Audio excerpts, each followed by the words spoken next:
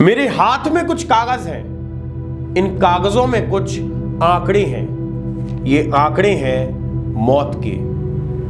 पूरी दुनिया में लाखों लोगों ने कोरोना की वजह से अपनी जान गंवा दी है। भारत सहित पूरी दुनिया में कोरोना की पहली, दूसरी और तीसरी लहर के बाद लोगों को कोरोना की चौथी लहर का इंतजार है। सभी को पता है कि कोरोना इतना खतरनाक है कि वो लोगों की जान तक ले लेगा। लेकिन क्या आपको पता है कि कोई एक चीज है जो कोरोना से भी ज्यादा खतरनाक है, जिसमें जरा सी लापरवाही इंसान की जान ले लेता है और इसके आंकड़े कोरोना में हुई मौतों से कहीं ज्यादा है। नमस्कार, मैं आशुतोष भार्गव, आप देख रहे हैं आयुध।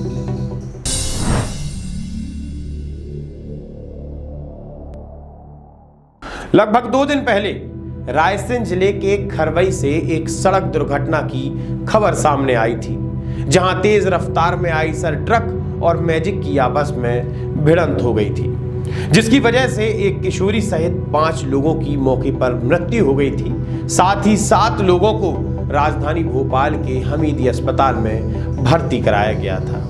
खरवई के उसी घटना स्थल पर साल भर में लगभग 5 से 6 सड़क दुर्घटनाएं हो चुकी हैं, जिसके बाद पुलिस प्रशासन ने उस घटना स्थल को ब्लैक स्पॉट घोषित कर दिया है।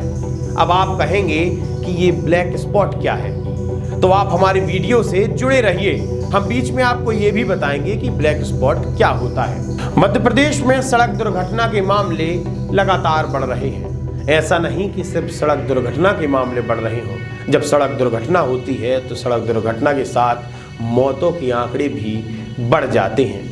अगर तुलना की जाए साल 2020 की 2019 से और साल 2021 की 2020 से, तो मामलों में लगातार वृद्धि दर्ज की जा रही है।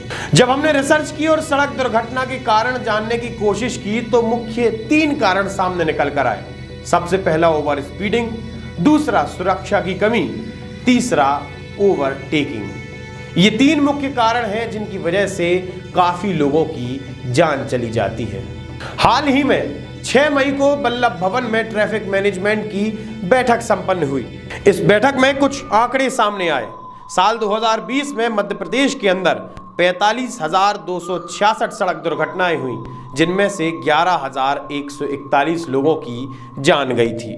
साथ ही साल 2021 में आंकड़ा बढ़ता है और ये आंकड़ा 48,877 दुर्घटनाओं पर आता है, जिसके साथ 12,057 कुल मौतें दर्ज की गईं।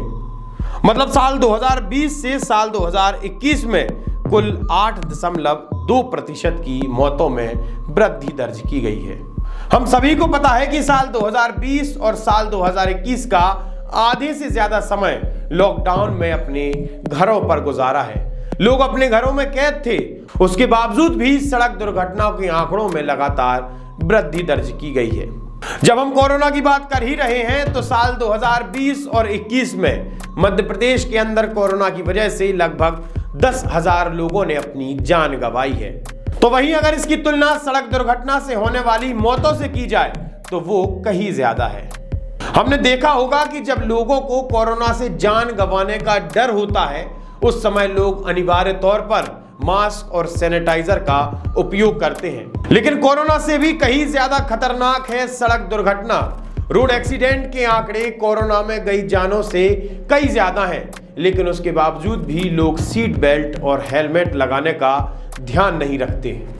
कल ट्रैफिक मैनेजमेंट की बैठक खत्म होने के बाद सिर्फ एक चीज खुश कर देने वाली आई, वो थी मध्य प्रदेश में ब्लैक स्पॉट की संख्या कम होना। अब हम आपको बताते हैं कि ये ब्लैक स्पॉट होता क्या है। ब्लैक स्पॉट वो स्थान है जहां पर साल में लगभग 5 बार से ज्यादा उसी स्थान पर दुर्घटनाएं हुई हो, उसी स्थान पर रोड एक्सीडेंट हुए हो, उस स्थान को सरकार प्रशासन ब्लैक स्पॉट बना देती है। इस बार मध्य प्रदेश में ब्लैक स्पॉट की संख्या कम हो गई है। 2018 में मध्य प्रदेश में 463 ब्लैक स्पॉट थे, तो वहीं 2019 में 455, 2020 में 465 और 2021 में इसकी संख्या कम होकर 395 पर आ गई है। अगर हम देखें मध्य प्रदेश के 10 शीर्ष जिले जहां पर ब्लैक स्पॉट की संख्या ज्यादा है, उनमें से सबसे पहले सागर आता है, जहां 26 ब्लैक स्पॉट हैं। उसके बाद खरगोन, इंदौर देहात, बड़वानी, जबलपुर, खंडवा, रायसेन, भिंड, शिवपुरी और मुरैना है।